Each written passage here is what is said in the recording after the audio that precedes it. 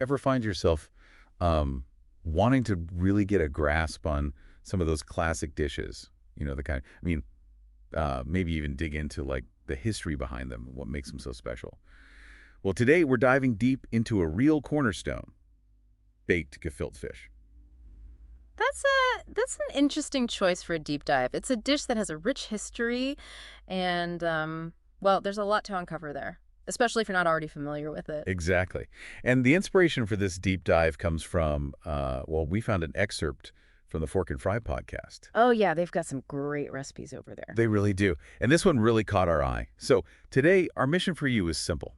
We're going to break down this recipe for baked Vigo fish, explore its origin, and really try to understand why it holds such a special place for so many people. Hopefully, we'll spark some aha moments along the way. Sounds like a plan. Now, for those who might not be familiar with gefilte fish, the name itself can be a bit of a mystery. What exactly are we talking about here? Good point. Let's break it down.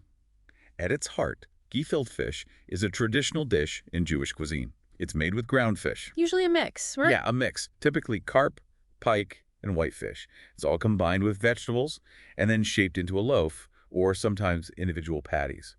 And what's interesting about the recipe we're looking at today from Fork and Fry is that it takes a modern approach by baking the loaf instead of poaching, which is the more traditional method. Ah, interesting. Baking it would definitely give it a different texture. I imagine it would be a bit drier on the outside and maybe even get a little caramelized compared to the moister texture you get from poaching. Yeah, you're probably right.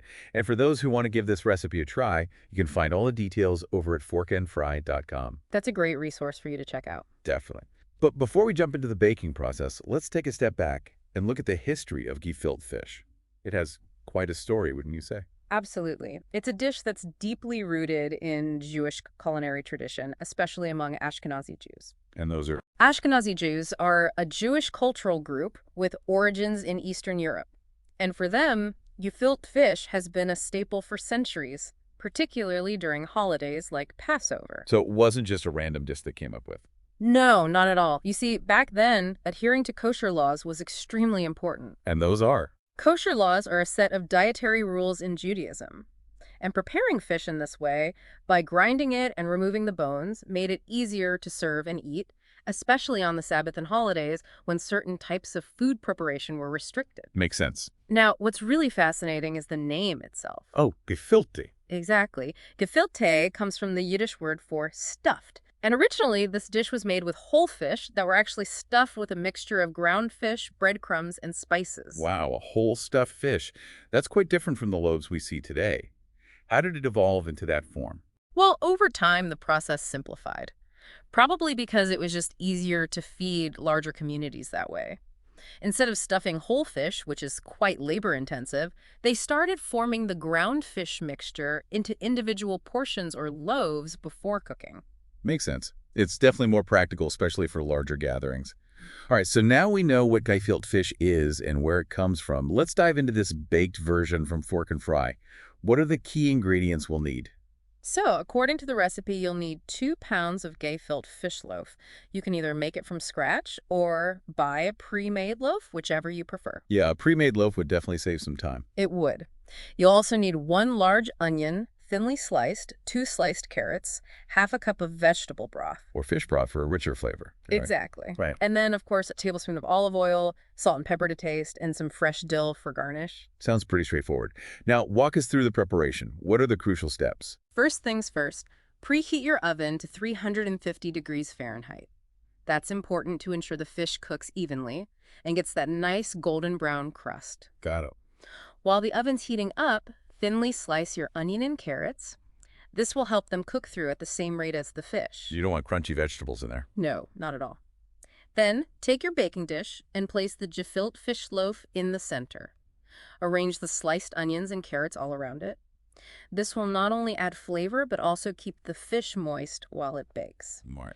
Then pour in the vegetable or fish broth, whichever you chose. For that extra moisture and flavor. Exactly. And don't forget to season generously with salt and pepper. This is really what brings out all those natural flavors. Right, like don't be shy with the seasoning. And lastly, drizzle a tablespoon of olive oil over the top. This helps create that crispy finish.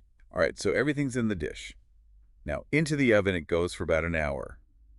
What should we be looking for to know when it's done? Well, according to the recipe, you'll want to keep an eye out for a beautiful golden brown top. And of course, make sure the fish is tender when you test it. Those are the signs that it's cooked through and ready to come out. Sounds delicious. Now, can we serve it right away, or is there something else we need to do? It's actually best to let it rest for about 10 minutes after you take it out of the oven. Oh, really? Why is that? This allows the fish to firm up a bit, making it easier to slice and serve without it falling apart. It also gives the flavors a chance to meld and deepen. Ah, that makes sense. And what about serving suggestions? I know you mentioned something classic earlier. Yes, the recipe suggests serving it with fresh dill as a garnish. That's a nice fresh touch. It does. And for a truly traditional Jewish pairing, serve it with a side of prepared horseradish. The sharpness of the horseradish really complements the sweetness of the fish and vegetables. So it's more than just a recipe, isn't it? It's a connection to history and tradition. You got it. This dish represents centuries of tradition passed down through generations. Preparing and sharing gefilte fish, especially during holidays and family gatherings, is a way to connect with that history and strengthen community bonds. It's a food that carries a lot of cultural significance and evokes a sense of comfort and nostalgia for many. And it's great that resources like forkandfry.com are keeping these traditions alive and accessible. Definitely. It bridges tradition with modern cooking, offering variations like this baked version that might appeal to a wider range of people. It shows how culinary traditions can evolve while still holding on to their core identity. This has been a fascinating deep dive into baked gefilte fish. We've explored its history, broken down the recipe, and hopefully given you a better understanding of why this dish is so beloved. It's a dish with layers of flavor and history. Knowing that context really enriches the whole experience. Absolutely. Now, we'd love to hear from you. Have you ever tried gefilte fish? Maybe you have your own family recipes or stories connected to it. Share your experiences with us. And if this deep dive inspires you to try this baked gefilte fish recipe from Fork and Fry, let us know how it turns out. Connect with us on social media. We love hearing what you think.